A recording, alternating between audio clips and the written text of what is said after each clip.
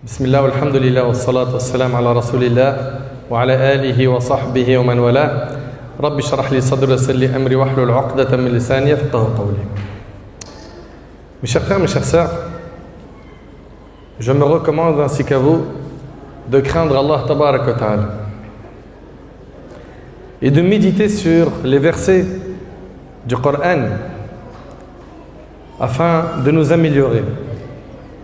Allah Tabarak wa Ta'ala nous dit dans Sourate An-Nahl وَنَزَّلْنَا عَلَيْكَ الْكِتَابَ تِبْيَانًا لِكُلِّ شَيْءٍ وَهُدًى وَرَحْمَةً وَبُشْرًى لِلْمُسْلِمِينَ. Et nous avons fait descendre sur toi le livre. Allah Ta'ala s'adresse au prophète alayhi salatu wassalam. Il lui dit et nous avons fait descendre sur toi le livre, c'est-à-dire le Coran, comme un exposé explicite de toutes choses. Vous entendez? Le Coran, il est clair, complet. Et c'est un guide.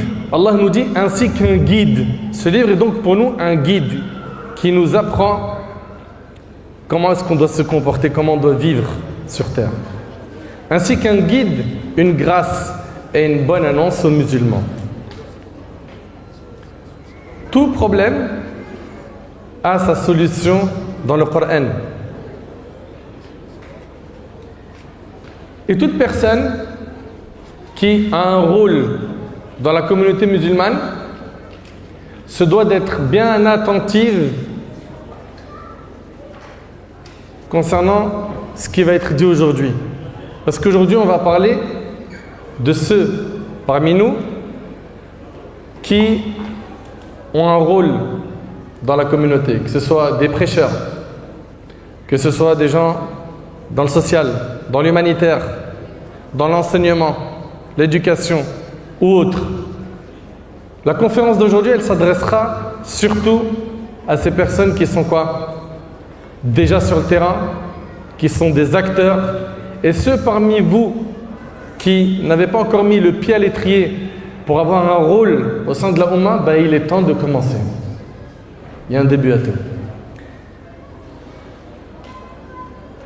Toute personne qui a un rôle dans la communauté et surtout ceux qui enseignent, qui éduquent, qui prêchent, qui appellent Allah, doivent être très patients sur ce chemin.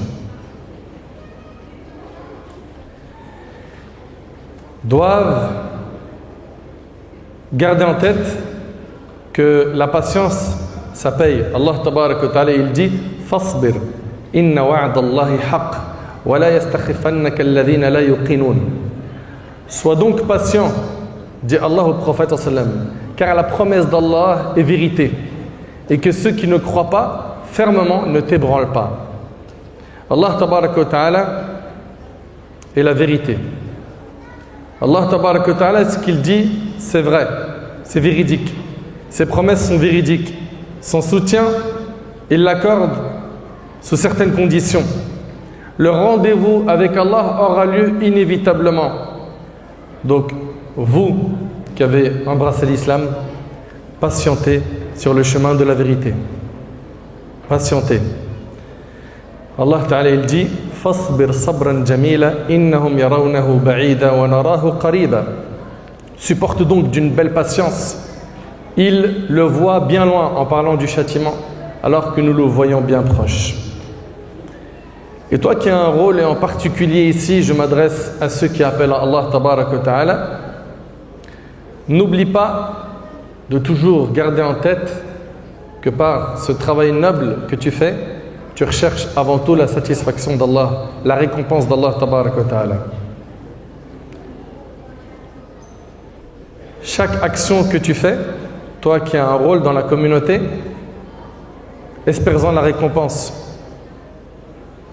Et fais les causes pour obtenir la récompense en surveillant la sincérité, en étant en conformité avec les enseignements de notre bien-aimé alayhi salatu wassalam.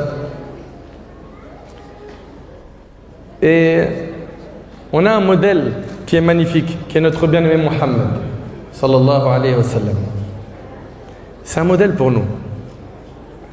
On se doit de voir comment est-ce qu'il a vécu, qu'est-ce qu'il a enduré, qu'est-ce qu'il a enseigné pour s'inspirer de sa conduite et de tout faire pour lui ressembler. Ô toi qui cherches à changer le mal par le bien, que tu sois dans l'humanitaire, dans la da'wa, dans le social ou autre, continue tes efforts et place ta confiance en Allah tabaraka wa ta'ala en suivant le modèle de Muhammad sallallahu alayhi wa sallam. Et tu seras probablement mis à l'épreuve, mais garde en tête que tu auras le soutien d'Allah.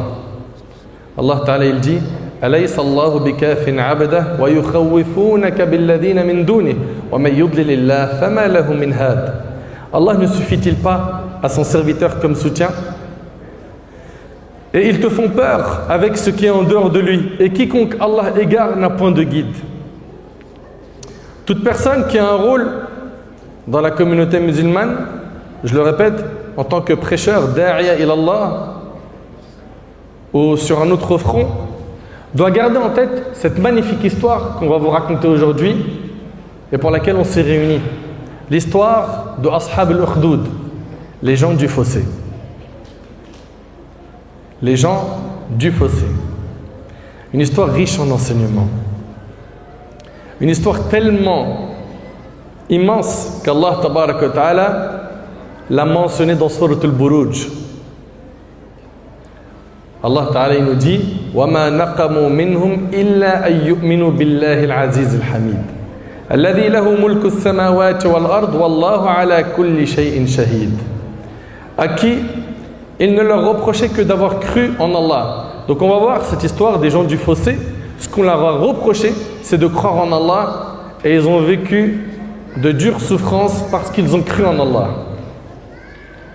À qui il ne leur reprochait que d'avoir cru en Allah le puissant, le digne de louange, auquel appartient la royauté des cieux et de la terre. Allah est témoin de toutes choses. Gardez en tête, ahbab al-kiram, que Allah tabarak wa ta'ala, il connaît notre situation, il connaît nos conditions. Et donc chaque musulman se doit d'être endurant quand il œuvre dans le bien, quand il cherche à avoir un rôle, quand il en a un, il doit être endurant et constant.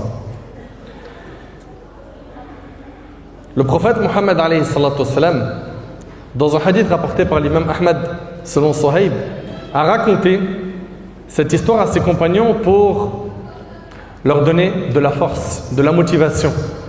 Et on va vous la raconter, Inch'Allah, pour les mêmes raisons.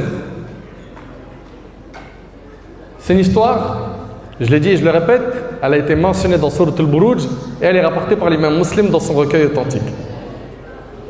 D'après Suhaib, radiyallahu anhu, le prophète sallam a dit, et s'il vous plaît, soyez très concentrés. D'accord? Soyez très concentrés, l'histoire elle commence ici. Notre bien-aimé alayhi salatu wassalam, il dit, jadis vivait un roi qui avait un sorcier. Quand le sorcier se sentit vieillir, il dit au roi, me voilà maintenant âgé, envoie-moi donc un jeune homme, pour que je lui enseigne la magie. Une question et je veux de l'interaction. Pourquoi est-ce que ce sorcier il a demandé au roi de lui ramener un jeune homme afin qu'il soit sa relève? Pourquoi? Ouais. Pour la suite. Pour la suite. Ouais, mais pourquoi un jeune homme? Ouais. Pour transmettre le savoir, ouais. Parce qu'il a une envie. Ouais. Pour que ça dure plus longtemps, ouais. Ouais. Plus naïf. Oui. Il est jeune, il a du temps devant lui. Très bien.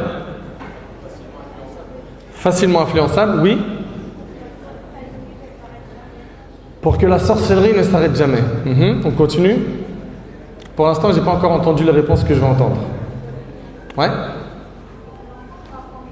Voilà. Qu'Allah vous récompense, ma soeur. L'enfant, il va apprendre plus vite. C'est vrai ou pas? Un enfant, il a plusieurs qualités. Un, il apprend vite. Deux, son apprentissage, il est solide. C'est vrai ou pas? On dit al-ilmu fi as-sighar kan-naqsh 'ala al-hajar. On dit apprendre quand on est petit, c'est comme graver sur la roche. Ça bouge pas.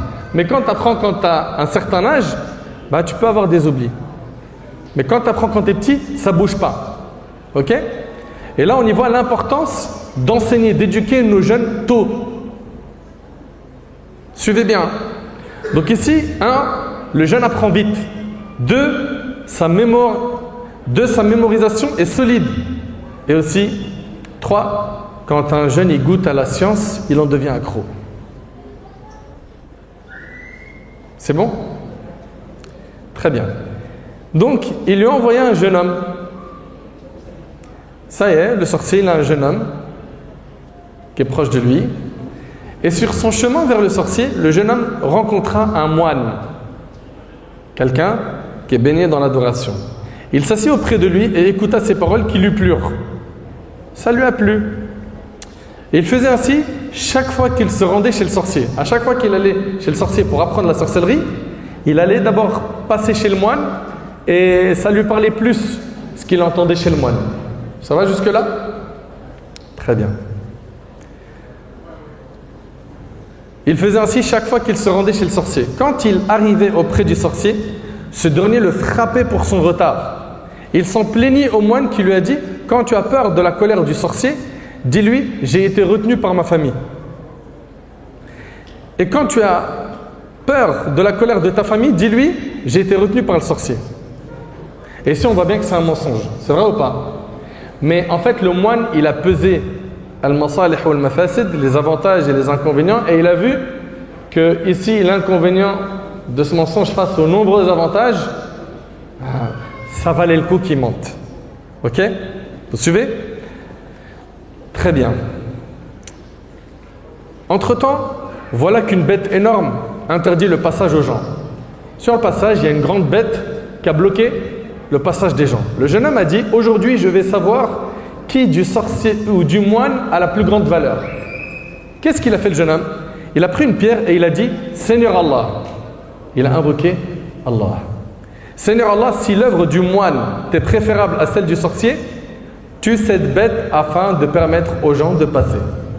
Et on y voit ici l'importance de consulter Allah. Et dans notre religion, on a Salatul Istikhara, la prière de consultation. Il a dit, si l'œuvre du moine t'est préférable à celle du sorcier, tue cette bête afin de permettre aux gens de passer. Il la frappa alors avec la pierre et la tua sur le coup. Donc là, vous êtes d'accord avec moi que le jeune là, il est plus convaincu de l'œuvre du moine que celle du sorcier. Très bien. Les gens eurent aussi la voie libre. Il vint en informer le moine qui lui a dit. Il a dit, mon petit, tu es devenu maintenant plus fort que moi, puisque tu es arrivé à ce miracle. Qui lui a dit ça? Le moine. C'est pourquoi tu vas certainement être mis à l'épreuve. Toutes les personnes qui cheminent sur le chemin de la vérité sont amenées à goûter à des épreuves qui ne sont pas, attention, quelque chose de néfaste pour le croyant, mais ça le purifie de ses péchés et ça l'élève en degré auprès de son Seigneur. Le croyant, il voit l'épreuve comme une source de purification. Une maladie, c'est une source de purification. Une épreuve, même un souci, on perd des péchés. Ok? Et on a de nombreux textes à ce sujet. Et ça me rappelle aussi l'histoire de Waraq ibn Nawfal. Quand il a rencontré le prophète, lorsque Khadija l'a orienté vers Waraqa, et qui lui a dit, tu seras chassé par ton peuple, alors qu'il était As-Sadiq al-Amin, qui était aimé par son peuple. N'est-ce pas? On sait que le prophète, il était aimé. Avant de recevoir quoi? La révélation par son peuple, il était respecté. Et le prophète, il est très surpris, étonné d'entendre qu'il sera chassé de son peuple. Et il dit à Waraqa, vont-ils me chasser? Il lui a dit oui, toute personne qui vient avec ce message, donc avec le message de la vérité, il porte le message de vérité, il est combattu. Ok? D'où l'importance, je le dis, je le répète, d'être très patient dans ce chemin de la da'wa, du khair, du bien, et de toujours espérer la récompense d'Allah tabarak wa ta'ala. Donc ici, il lui a dit quoi? Mon petit, tu es devenu maintenant plus fort que moi puisque tu es arrivé à ce miracle. C'est pourquoi tu vas certainement être mis à l'épreuve. S'il en est ainsi, ne dis à personne où je suis. Parle pas de moi. Couvre mon affaire. Si tu es mis à l'épreuve, dis pas que c'est moi qui t'a enseigné, qui t'a montré du bien, etc. Ne parle pas de moi. Ainsi donc le jeune homme en arriva à guérir l'aveugle de naissance et le lépreux. Vous entendez? Il arrivait à un stade où il pouvait quoi? Guérir l'aveugle de naissance et le lépreux, bien évidemment, par la permission d'Allah tabaraka wa ta'ala. Alors, est-ce que il était comme Isa alayhi salam, c'est-à-dire que Isa, on sait, alayhi salam, il pouvait toucher simplement un malade qui guérissait dans les médias par la permission d'Allah? Est-ce que c'était comme Isa alayhi salam? Non. Ce qui ressort des commentaires des ulama, c'est que c'était par le biais de l'invocation. Il avait l'invocation exaucée. Il faisait une dua, une invocation, et Allah exauçait son invocation. Il guérissait les gens de la plupart de leurs maladies. L'un des courtisans du roi, qui était aveugle, en entendit parler. Donc c'est un proche du roi, et il est aveugle.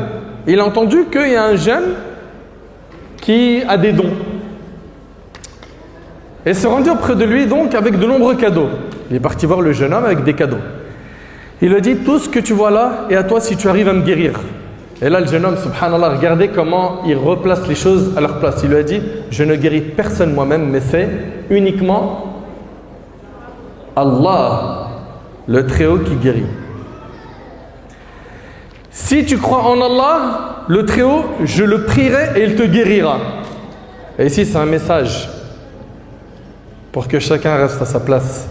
Ok? On entend, c'est moi qui guéris, je suis le créateur de ceci. Ok? Le croyant, il est très humble et modeste, et toujours il attribue la réussite et le bien à Allah tabaraka wa ta'ala, et le mal à soi-même. Et ça nous rappelle le verset où le prophète Ibrahim alayhi salam, il a dit wa idha maridtu fa huwa yashfin. Et quand je suis malade, c'est lui qui me guérit. D'accord? Quand tu prends un comprimé, un médicament, c'est une cause. Celui qui va mettre l'effet dans cette cause, c'est Allah subhanahu wa ta'ala. Des fois tu prends le médicament, tu ne guéris pas. Ok? Donc, qu'est-ce qui s'est passé? Ce courtisan du roi, il a cru en Allah. Il a cru en Allah. Et Allah l'a guéri. Puis après, il s'est retrouvé à quoi? À retourner auprès du roi. Le courtisan, cet homme qui était attaché à la cour du roi, qui fréquentait le roi, crut en Allah, Allah l'a guéri. Il se rendit chez le roi et s'assit près de lui, comme il en avait coutume. Le roi lui demanda, qui donc t'a rendu ta vue? Il a dit quoi? Il a dit, mon Seigneur et maître. Il a dit, est-ce que tu es un Seigneur autre que moi? Bon, excusez-moi, je suis un peu forcé de le dire, il est teubé comme Namroud, ok? Comme beaucoup d'autres qui ont cru, comme Pharaon, qui disait Ana rabbukum al-a'la, qui pensent, ils ont tous pensé qu'ils avaient quoi? Ce pouvoir de donner vie et de donner la mort. Ok? Donc il lui dit, est-ce que tu es un Seigneur autre que moi? Il dit, mon Seigneur est le tien et Allah. Le roi le jeta en prison et ne cessa pas de le torturer jusqu'à ce qu'il dénonça le jeune homme. On fit alors venir le jeune homme et le roi lui a dit, mon petit, te voilà arrivé à guérir avec ta magie l'aveugle-né et le lépreux et à faire telle et telle chose. Le jeune homme lui dit, je ne guéris personne, mais c'est Allah le Très-Haut seul qui guérit. Et on y voit ici quoi? Du courage, de la bravoure. Il le jeta donc en prison et ne cessa de le torturer jusqu'à ce qu'il dénonça le moine. Il était censé couvrir le moine, mais il n'a pas pu résister. Vous vous rappelez, il avait dit, parle pas de moi. Il n'a pas pu résister à la torture. On fit venir le moine et on lui a dit, renie ta foi. Et il refusa de le faire. On ordonna alors, écoutez attentivement, parce que là l'épreuve elle est difficile. On ordonna d'apporter une scie qu'on plaça sur l'arrêt de ses cheveux. On lui coupa ensuite la tête qui tomba en 2 morceaux. Ok? Ça c'est le moine. On fit alors venir le courtisan et on lui a dit, renie ta foi, mais il refusa.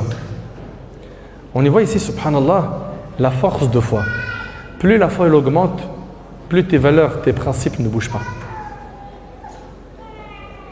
Tu n'es pas fragile. Et pour ça, qu'est-ce qu'il faut? Apprendre la religion, la mettre en pratique, okay? Invoquer Allah, faire des efforts. Et plus tu vas faire des efforts, plus tu vas augmenter ta foi, elle va être forte. Donc il a refusé de renier sa foi. Qui est le courtisan? On lui plaça la scie sur la tête, sur l'arrêt de ses cheveux, et on lui coupa la tête qui tomba en 2 morceaux. Allahu Akbar. Bien évidemment, dans notre religion, on sait que lorsqu'une personne est contrainte de prononcer du kufr, il lui est permis, selon ce que disent les savants, de prononcer cela à condition que ça n'engage qu'elle-même, que ça n'impacte pas la communauté musulmane. Comme c'était par exemple le cas à l'époque de l'imam Ahmad rahimahullah, où les gens ils attendaient, dans cette grande fitna que la plupart d'entre nous connaissent, Al-Qur'an makhlouq ou kalamullah, est-ce que le Coran il est créé ou c'est la parole d'Allah? Et il a tenu. Il y a eu plein de califes qui ont été la cause de grandes tortures, d'emprisonnement pour l'imam Ahmad. Mais il a tenu jusqu'à ce qu'Allah tabaraka wa ta'ala l'a sorti de cette immense épreuve. Et ici, il ne pouvait pas se permettre, lui, dans sa position, ce grand savant qui était suivi, qui était très influent, de dire du kufr. Pourquoi? Ça allait influencer tout le monde autour de lui. Ok? Donc ici, il a tenu. On parle de qui? Du courtisan, le moine également, et ils ont perdu la vie. Et des épreuves comme ça, il y en a eu beaucoup dans l'histoire avec Pharaon et Moussa. Subhanallah, Allahu Akbar. Les sorciers qui étaient avec Pharaon quand ils ont fait leur fameux duel avec Moussa alayhi salam et qu'ils ont vu que ce que Moussa a fait, c'était pas de la sorcellerie parce que eux ils connaissent la sorcellerie.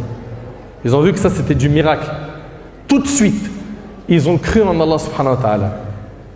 Et c'est impressionnant parce qu'on retrouve dans Tafsir al-Qur'an que le matin c'était des sorciers kuffar et le soir ils ont fini martyrs. Pourquoi? Parce que Pharaon les a exécutés pour leur foi. Et à l'époque du prophète Mohammed alayhi salatu wassalam, pareil. Ça a été difficile pour les compagnons, mais ils ont tenu. Ils ont patienté. Ils ont enduré. Ils ont fait des efforts. Ils ont sacrifié de leur temps, de leur vie. Pourquoi? Pour que les gens après eux continuent à dire La ilaha illallah Muhammad Rasulullah. Donc où est cette notion du sacrifice dans notre vie? On fit enfin venir le jeune homme et on lui a dit renie ta foi, mais il refusa. Le roi le jeta à quelques-uns de sa suite et leur a dit amenez-le à telle montagne et escaladez-la avec lui. Et une fois parvenu à son sommet, demandez-lui de renier sa foi, sinon jetez-le du haut de la montagne. Soit il renie sa foi, soit vous le jetez du haut de la montagne. Ils le prirent donc avec eux et escaladèrent la montagne. Il dit Seigneur Allah, sauve-moi d'eux par ce que tu veux. Subhanallah. Qu'est-ce qu'il a dit exactement? Ici, ce jeune, il a imploré Allah tabaraka wa ta'ala et il a demandé à Allah tabaraka wa ta'ala de le préserver de leur mal afin qu'il ne soit pas touché justement par cette dure épreuve. Ici, le jeune, il a dit Allahumma kfinihim bima shi'ta. Seigneur Allah, sauve-moi d'eux par ce que tu veux. La montagne se mit alors à branler, ils tombèrent dans le vide. Eux, ils sont morts, lui non. On y voit ici le soutien d'Allah tabaraka wa ta'ala quand la situation devient difficile. Et on y voit aussi la confiance solide en Allah qu'avait ce jeune. Allah tabaraka wa ta'ala nous dit Amma yujibul muttar idha da'a wa yakshifu as-su'. N'est-ce pas lui qui répond à l'angoissé quand il l'invoque et qui enlève le mal? Ici, la personne angoissée, Allah il lui répond à son invocation. Vous entendez? La personne angoissée, Allah lui répond à son invocation. Mais qu'en est-il d'un allié d'Allah, de quelqu'un qui appelle à Allah? Vous imaginez? Allah tabaraka wa ta'ala il dit Alaysa Allahu bikafin 'abdah wa yukhawifunaka billadhina min dunihi wa man yudlilillah fama lahu min had. Allah ne suffit-il pas à son serviteur comme soutien? Et ils te font peur avec ce qui est en dehors de lui. Et quiconque Allah égare n'a point de guide. Allah Ta'ala nous dit également Inna Allah yudafi'u 'anil ladhina amanu. Allah prend la défense de ceux qui croient. Il a donc dit Seigneur Allah, sauve-moi d'eux par ce que tu veux. La montagne se mit alors à branler. Ils tombèrent dans le vide. Et il vint dire au roi Allah m'a sauvé d'eux. On y voit aussi le courage de ce jeune. Subhanallah. Allahu Akbar. C'est ça. C'est comme ça. Allah tabaraka wa ta'ala, il soutient ses alliés. Allah ta'ala il dit wa kafa billahi waliya wa kafa billahi nasira. Et Allah suffit comme protecteur. Et Allah suffit comme secoureur. Le roi le jeta à des gens de sa suite et leur a dit allez avec lui et mettez-le dans une grande barque. Donc ça a été la montagne, d'accord? Après c'est le bateau. Une fois arrivé au large, demandez-lui de renier sa foi, sinon jetez-le à la mer. Ils partirent avec lui et une fois en pleine mer, il a fait la même invocation. Il a dit quoi? Il a dit Seigneur Allah, sauve-moi d'eux avec ce que tu veux. La barque se retourna et ils se noyèrent. Lui, de son côté, il est retourné auprès du roi en marchant. Qui lui a dit qu'ont fait tes compagnons? Il lui a dit Allah m'a sauvé d'eux. Il dit alors au roi jamais tu ne pourras me tuer si tu ne fais pas ce que je vais t'ordonner de faire. Subhanallah. Regardez bien. Il lui dit jamais tu pourras me tuer si tu ne fais pas ce que je vais t'ordonner de faire. Le roi lui a dit m'ordonner quoi? Il lui a dit tu rassembles ton peuple sur un même plateau. Puis tu me crucifies, c'est-à-dire il le met sur une croix. Tu me crucifies sur le tronc d'un palmier. Tu prends alors une flèche de mon carquois, tu places la flèche au milieu de la corde de l'arc et tu dis Bismillah. Vous entendez ou quoi? Bismillah, c'est-à-dire quoi? Au nom d'Allah, n'est-ce pas? Donc il lui a dit, tu réunis tout le monde et tu vas dire Bismillah Rabbul Ghulam. Bismillah Rabbul Ghulam. C'est-à-dire quoi? Au nom d'Allah, Seigneur et maître de ce jeune homme. Il a dit, tu dis ça en tirant la flèche, tu tires alors la flèche et si tu fais tout cela, tu me tueras sûrement. Mais qu'est-ce qu'il lui a dit avant? Il a dit, tu me réunis tout le monde dans un même endroit et tu fais ça, vous avez compris, hein, devant tout le monde. Et le roi a rassemblé tout le monde. Il rassembla donc les gens sur un même plateau, crucifia le jeune homme sur le tronc d'un palmier, prit une flèche de son carquois et la plaça au milieu de la corde de l'arc, puis il a dit au nom d'Allah, Seigneur et maître du jeune homme. Il tira alors la flèche qui alla se planter dans sa tempe. Le jeune homme porta la main à sa tempe et mourut sur le coup. Et là, à ce moment-là, qu'est-ce qui s'est passé? Les gens dirent alors, nous croyons au Seigneur et maître du jeune homme. Tout le monde a embrassé l'islam. Tout le monde. Pourquoi? Parce qu'ils ont vu que finalement, c'était avec le nom d'Allah que les choses se réalisaient. Allahu Akbar. Et ici, subhanallah, ce jeune-là, il a prêché, il a fait des efforts pour appeler les gens à l'islam et il a obtenu, après son décès, un grand résultat dont il n'était pas au courant finalement. Pourquoi? Il a perdu la vue. Il a perdu la vie. Et subhanallah, la personne qui appelle Allah subhanahu wa ta'ala, elle ne doit pas se soucier du nombre. Wallahi al-azim, j'oublierai jamais de ma vie. Cheikhna hafidhahullah, mon prof hafidhahullah, Cheikh Ayoub, subhanallah, wallahi, c'est des paroles qui m'ont marqué. Ça fait quoi? Ça fait peut-être 15 ans, voire plus. Mais c'est des paroles, elles résonnent dans ma tête. Je me souviens que quand on avait notre cursus avec le Cheikh, je suis toujours étudiant auprès de lui, de Fadlillah, mais au début, c'était, il me semble, en 5e année, parce que tu fais un cursus de 6 ans à la madrasa de Cheikh Ayoub, pour ceux qui connaissent. Puis après, tu te spécialises en fiqh ou autre. Et dans ces 6 ans-là, il avait trouvé un élève pour nous faire réciter la partie du Coran de 8h30 à 9h du matin. Et après, les autres matières, que ce soit la vie du prophète, la grammaire, etc., c'était avec lui jusqu'à, il me semble, 13h. D'accord? Donc on arrivait là-bas. Et quand il a mis un élève pour ce créneau-là, de 8h30 à 9h, au lieu de venir à 8h30 pile ou à 25, c'est mon pote qui va me faire réciter 35, 36. Chose que notre cheikh, il ne tolérait pas. Il ne tolérait pas ces retards. Vous voyez? Et je pense que vous connaissez pour la plupart d'entre vous un frère qui a un site qui s'appelle Al-Kanz. Al-Kanz.org. Vous connaissez? Le frère Fatah, il était dans ma classe, hafidhahullah. Et un jour, notre cheikh, il voit qu'il y a des retardataires qui arrivent. C'est un peu tout le monde en roue libre. Donc c'était pas la même rigueur au niveau de l'horaire parce que c'est pas la même pression. Notre ami à nous, il pouvait fermer un peu l'œil sur les 5 minutes de retard, sur les 6-7 minutes. Vous suivez? Donc une fois et tout, le cheikh, il voit qu'il y a des gens qui n'arrivent pas à 30.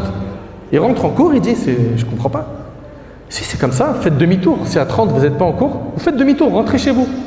Et là, mon frère Fatah du site Al-Kand, il dit, mais Moualim, si vous faites ça, Moualim, c'est-à-dire professeur, il dit, si vous faites ça, il n'y aura pas beaucoup de monde en classe. Il a dit, qui t'a dit qu'on est là pour du nombre? Qui t'a dit qu'on est là pour du nombre? Ça, c'est une phrase, je l'ai entendue il y a tellement d'années, elle résonne dans ma tête à chaque fois. Peu importe où on se déplace, que la salle elle soit remplie comme c'est le cas maintenant où il y a une seule rangée, c'est pareil, on n'est pas là pour du nombre. On est là pour transmettre. Et subhanallah, d'après Ibn Abbas, le prophète a dit, on a fait défiler devant moi les communautés religieuses, donc les nations. Je vis alors un tel prophète et avec lui moins de 10 adeptes. Le prophète, il a vu que le jour du jugement, il y a des prophètes qui vont venir, il y a moins de 10 personnes qui l'ont suivi. Vous entendez? Tel autre avec 1 ou 2 adeptes et un tel autre n'ayant personne avec lui. C'est-à-dire il y a des prophètes qui ont fait le nécessaire sur terre et ils viendront le jour du jugement. Ils viendront le jour du jugement, ils ont été suivis par personne. La question, est-ce qu'ils seront punis parce qu'il n'y a pas eu de nombre qui les a suivis? Non, ils ne sont pas responsables du résultat mais de la transmission. Donc c'est un message d'espoir et en espérant que ça vous donnera de l'énergie et de la force de ne pas baisser les bras si vous voyez qu'il n'y a pas du résultat tout de suite dans votre da'wa ou dans vos efforts. On continue, on lâche rien. Ok? Et on se soucie de la qualité de l'œuvre et non de la quantité. Le hadith que je viens de vous citer, il est rapporté par Bukhari et Muslim. Ici, on vint dire au roi, écoutez bien ce qu'on lui a dit. Que dis-tu de ce que tu craignais? Toi, ce que tu craignais, c'est quoi? C'est que les gens embrassent l'islam. Par Allah, te voilà donc atteint de l'objet de la crainte et voilà que ton peuple a cru en Dieu. Il leur donna de creuser des fossés à l'entrée de chaque route. C'est pour ça qu'on l'appelle l'histoire des gens du fossé. Ok?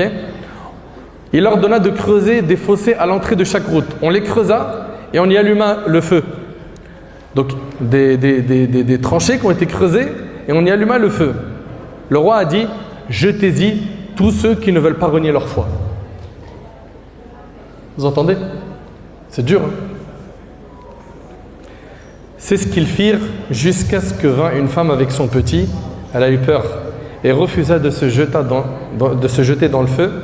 Son enfant qui était, subhanallah, tout petit, il lui a dit, mère, patiente car tu es sur la juste voie. Et le hadith, il est rapporté par l'imam Muslim. Allah tabarak wa ta'ala nous parle de cette sourate dans Sourate Al-Buruj. Lisez-la et vous verrez qu'Allah tabarak wa ta'ala en parle. Et ici, après avoir relaté cette histoire, il y a énormément de leçons à tirer. Parce que le tout, c'est pas de vous raconter une histoire, après vous dites, ah, subhanallah, ajib, ah, j'ai appris quelque chose et tu pars. Le tout, c'est que tu écoutes pour pouvoir quoi? Tirer profit, hein, tirer des enseignements de ce que tu entends. Dans cette histoire, on y voit la grande patience de qui? Du moine, du courtisan du roi, mais également du jeune homme. On y voit également que la force de foi fait des choses très fortes. D'où l'importance de toujours entretenir sa foi. Et pour entretenir sa foi, bien évidemment, il faut que tu apprennes à connaître Allah. Plus tu vas apprendre à le connaître, plus tu vas l'aimer et bien l'adorer. Aussi, il faut beaucoup invoquer Allah. Pourquoi? Pour qu'il te donne cette énergie et cette force d'être un bon adorateur. Et surtout la bonne fréquentation. Tu fréquentes qui? Il y a qui autour de toi?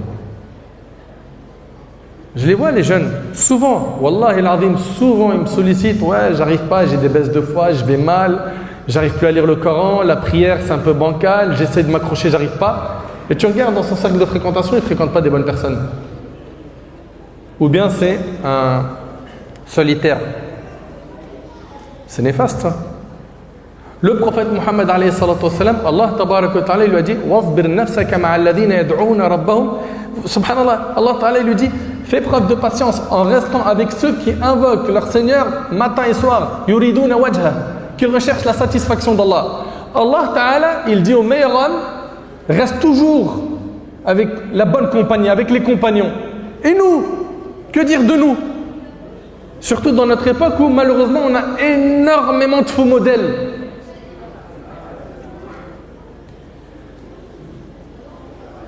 De cette histoire, il y a beaucoup de leçons. énormément et on va vous énumérer, Inch'Allah, les leçons qu'il faut retenir. La première, et soyez très attentifs, barakallahu fikum. La première, c'est l'importance d'éduquer nos enfants sur le dîn afin d'avoir une relève. Et vous me permettrez ici une petite parenthèse qui brûle au fond de mon cœur depuis très longtemps. Et je remercie Allah de m'avoir permis d'être vivant pour la dire. Et j'implore Allah qu'elle parvienne à un grand monde, au maximum de monde de notre communauté. Pourquoi? Parce que c'est quelque chose qui occupe mon esprit depuis trop longtemps. Par la grâce d'Allah, ça fait plusieurs années que je voyage, je me déplace en France et ailleurs. Grâce à Allah, on est parti au Canada, en Afrique, etc. Et alhamdoulilah, le retour il est très positif. On voit les jeunes, ils aiment la religion. Et souvent, il y a une question qui revient beaucoup, c'est « tu reviendras quand ?» Je me rappelle que j'avais fait certains voyages avec mon frère Haddash, rahimahullah, qu'Allah lui fasse miséricorde, que ce soit au Canada ou à Bruxelles ou dans le sud de la France. Et on se voyait lui, ou bien le frère Rachid El Jay, ou bien j'étais à Mayotte avec mon frère Boussena. Et bref, le cercle de frères que vous connaissez sur les réseaux sociaux, qui, attention, ne représente pas tous les imams de France, mais une partie médiatisée. Ok. Souvent, cette question, elle nous revient. Tu reviendras quand? La première fois que je suis parti à Perpignan, c'est la question qu'on m'a posée pour faire une conférence là-bas. Je leur dis, j'espère ne pas revenir. C'est méchant ou pas de dire ça? Je leur ai dit, je ne comprends pas pourquoi vous avez tout misé sur les 4, 5, 10 conférenciers ou imams que vous voyez sur Internet et vous voulez qu'ils s'occupent de tout, être sur tous les fronts. Si vous voyez sur quoi on nous sollicite sur tout. Tout. Quand je vous dis tout, pourquoi tu n'es pas sur les médias? Pourquoi tu ne fais pas ça? Pourquoi tu n'aides pas les gens pour le mariage? On aimerait bien que tu aides dans l'humanitaire, ça serait bien que tu aides les gens en Afrique. Multicasquette. En fait, Nader et les frères, que ce soit Alain Ali ou d'autres, c'est des Superman. Et vous êtes là, vous regardez avec des pop-corn. Non, c'est pas comme ça. Moi, quand je leur ai dit à mes frères à Perpignan, je ne reviendrai pas ou j'espère ne pas revenir, je leur ai dit pourquoi il n'y aurait pas parmi vous, dans votre ville, 1 ou 2 frères, au moins, qui partent étudier à l'étranger ou là où il y a de la science, ils encaissent un bon bagage, après ils reviennent et c'est eux la relève dans leur ville. On a l'impression, moi j'ai cette impression en tout cas, que c'est impossible de faire ce que moi ou d'autres font. Ça ne l'est pas. Ça ne l'est pas. Des clés dans la langue arabe, dans quelques matières, et vous ferez 1000 fois mieux très rapidement. Mais mettez le pied à l'étrier, prenez vos responsabilités. Wallahi al-Azim, j'en parle beaucoup aux frères, que ce soit mon frère Mehdi ou d'autres. Je leur dis, non mais nous, notre génération, là, quand on va partir, elle est où la relève? Est-ce que ça sera la fin de la da'wah? Ça y est, c'est terminé? Il n'y a plus le frère Ismaël, il n'y a plus Alain, il n'y a plus Mohamed Nadir, il n'y a plus Eric Younous. Ça y est, c'est fini? Il n'y a plus de dîn? Mais il faut bien une relève. Et pour qu'il y ait une relève, il faut qu'il y en ait un ou une parmi vous, ou plusieurs, qui en écoutant ce message, prennent à cœur ces paroles, qui, wallahi al-azim, me tiennent à cœur. Je le jure par là, ils me tiennent vraiment à cœur. Et il met le pied à l'étrier, elle met le pied à l'étrier, et là où tu es, tu essayes de faire du khir, tu essayes de faire du bien. Tu enseignes ce que tu peux, tu fais le nécessaire. Non. On veut que toi tu reviennes, on veut que lui revienne, on veut que lui. Mais tu ne peux pas imposer ça à des gens qui ont déjà un planning très chargé. Tu ne peux pas. Il faut une relève. Je me rappelle quand on était petit, on voyait nos grands frères à Bruxelles, mon frère Haddash, rahimallah, Cheikh Kastit, Cheikh Adil et d'autres. Moi je me rappelle quand j'étais petit, je me disais waouh, Allahumma barik, ils sont sur le terrain et tout. Puis hop, du jour au lendemain, on s'est retrouvés nous-mêmes à avoir des responsabilités. C'est passé très vite. Et nous, notre temps, il va finir un jour et on partira. En implorant Allah qu'il accepte notre œuvre et qu'il nous accorde une bonne fin. Mais la relève, elle est où? C'est une question, elle est ultra sérieuse. Et là, ce n'est pas un message que j'adresse à une ou deux personnes. Je l'adresse à tous ceux de la salle et à ceux qui visionneront cette vidéo par la suite. Bi'idhnillah. Elle est où la relève? Qu'est-ce que vous attendez pour étudier? Ouais, mais mon frère, j'ai pas le temps. C'est faux. On a le temps. Wallahi al-azim, quand on veut trouver du temps pour aller voir des amis ou un loisir ou du shopping, on fait le nécessaire pour libérer du temps libre. Regardez juste déjà le temps qu'on passe sur notre smartphone. Et tu me dis, t'as pas le temps? Ouais, la motivation, j'ai essayé, j'arrive pas. Persévère. Regardez ceux qui aujourd'hui ont percé dans le foot. Et combien il y en a parmi nos jeunes, ils veulent être des footballeurs professionnels, mais ils ont cravaché. Ça a été dur. Il y a eu des heures et des heures d'entraînement. Bah toi, pareil. Si tu veux avoir un rôle dans cette communauté et être un acteur comme a été ce jeune qui a sacrifié pour sa communauté, ben fais le nécessaire, apprends. Sacrifie de ton sommeil, de ton temps, de ton argent.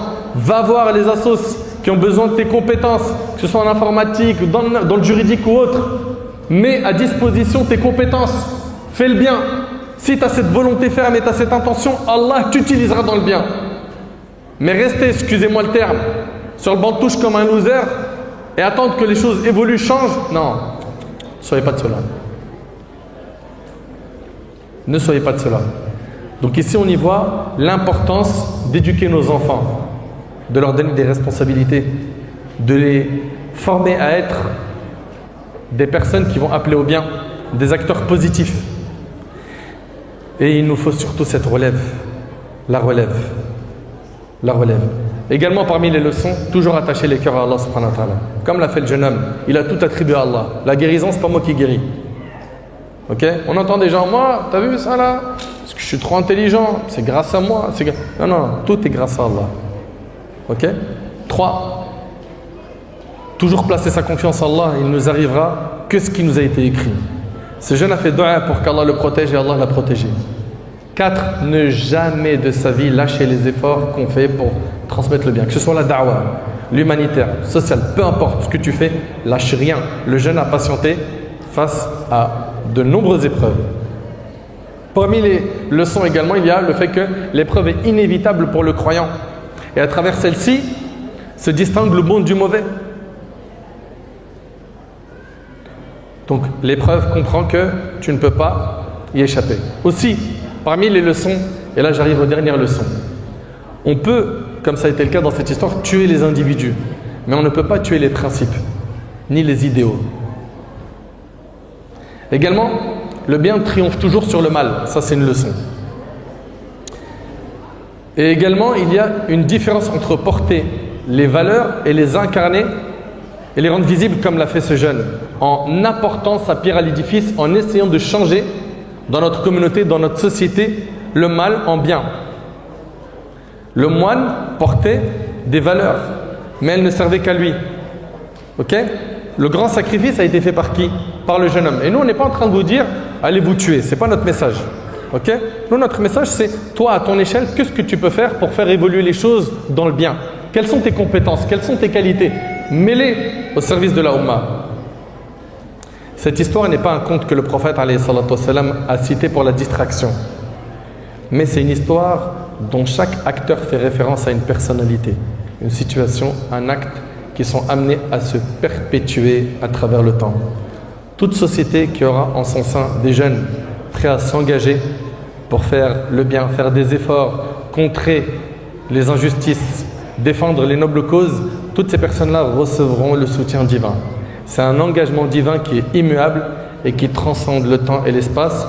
J'implore Allah tabarak wa ta'ala de nous accorder la sincérité, la véracité dans nos paroles et dans nos actions, la piété. J'implore Allah tabarak wa ta'ala de faire de moi ainsi que vous des acteurs positifs pour notre communauté musulmane et pour la société dans laquelle nous vivons.